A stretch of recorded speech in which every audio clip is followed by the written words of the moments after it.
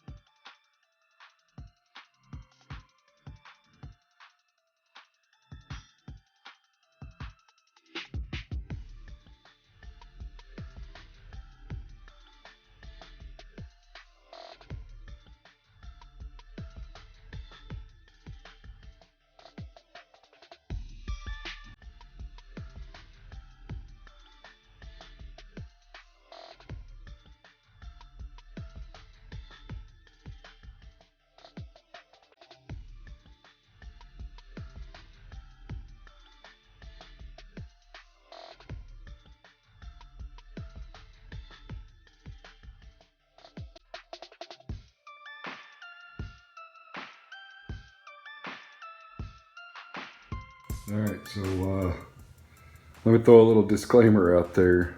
I've recorded a great deal of this with my phone. It was 2 videos, it was 2 20-minute videos. It's only taken me about an hour to get where I'm at, and actually I'm pretty much done.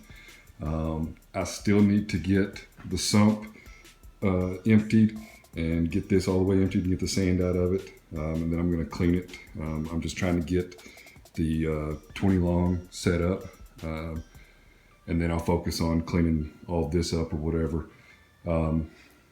Running into a couple of things. I really wanted to use this reactor, but I don't know if I'm going to be able to. I could mount it to the wall, and it might be something that I do. It's not going to look great, but you know, it is what it is. And then there's a bag full of pond matrix. I'm not going to be able to put it back in there. So it's a disaster area in here. I've set up tanks before and taken down tanks before. This is my first time taking a saltwater tank apart, given the fact that the cube was a full-blown saltwater tank with a sump and whatnot. There's wiring and whatnot, and I probably should have removed all of the wiring first, but all in all, this has gone extremely smooth. I was not able to siphon the water directly from the cube into here, so I was having to siphon it into buckets. In the meantime, I did find a firefish dried up on the ground, so I had a jumper. But I need to get the refugium light on here, and that's pretty well it. I need to figure out how I'm going to do my auto top off. I'm still going to use the JBJ, and I'm still going to use my bucket here, but I need to figure out where to mount the Tom's Aqua Lifter. And I know somebody makes a clamp that you can clamp it on the back of the tank. So basically, inside of here, I know you can't see anything, but over on the left-hand side is a power strip that has switches. So that top switch controls the MP10, and then the fourth one down, which you can't see, powers the auto top off. So I'm losing the RW4, I'm losing the skimmer, and I'm not sure about the reactor yet. And I might add a skimmer to this tank, I'm not really sure, but the MP10's in the cabinet, the JBJ auto top off is in this cabinet, and my Kessil Spectral controllers in the cabinet. So as far as the tank is concerned, it is a mess. Running bare bottom, of course, but I did transfer some some sand over, not by choice or whatever. I do still have a lot of rock in a tub here with some water. I'm going to try to put as much of this in this tank as I can. I really like the way it looks the way it is though, but I might stack a piece over here and over here just because I have the rocket. It's already live now. So basically this is set up exactly the same that the sump was set up. So in the return chamber, there's the pump, and there's the switch that will initiate the auto top off. In the middle chamber here, I have the Cheato Morpha, which I need to put the clamp on light. And then in the drain section, I have the JBJ switch that will turn the pump off if the water gets up too high. And then I have my heater, and I'm probably, just because it's pretty scary the level that it's at right now, I'm probably going to move it actually inside the tank or get a different heater and drop it in this section here. I don't want to put it in the tank if I don't have to, but I was very concerned with the Kessil and lighting. I had to put the light on the side of the tank, which is fine. I don't have a problem with that. The only thing that's not going to work, there's a couple things that's not going to work. There's this piece right here, which would typically wrap around the back side here to cover everything up, and that's not going to work because of the float switches there.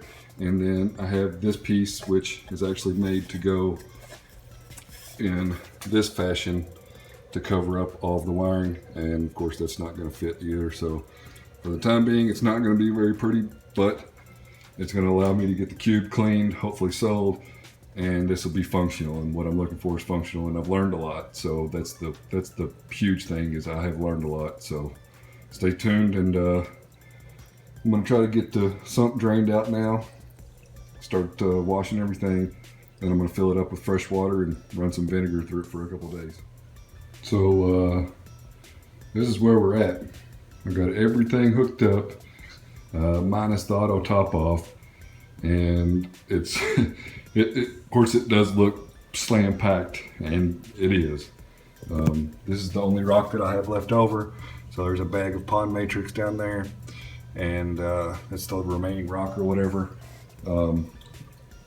And you know, I don't know, I'm kind of partial to it, so I might end up taking some of the rock out and redoing it or whatever. This piece, and this piece are some pretty good sized pieces, but it's one of the challenges whenever you go from a tank that's a lot taller. You know, this thing is partitioned off here, so it's really not much wider than the cube was. But overall, I'm completely thrilled. I did have the MP10 back here, but I ended up moving it on the back wall over here. So we'll see what happens. So I actually I brought the cube out here. Of course, there's the reactor. It's clean now. I don't know that I'm going to use it, but I brought the cube back here, and right now, basically the return pump's in there, and it's just pumping into this section.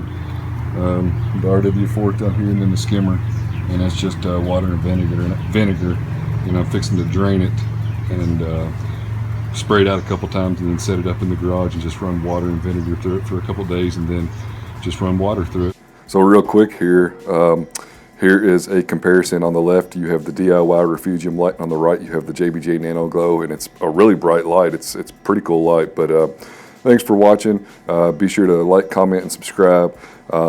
Thanks for following along with the cube. It was a fun build. I really can't wait to start the next one. There will be more updates of the 20 long as the weeks progress, and I'm not sure when I'm going to pull the trigger on the new tank yet. So this, for what it's worth, this is the tank that I'm working with now.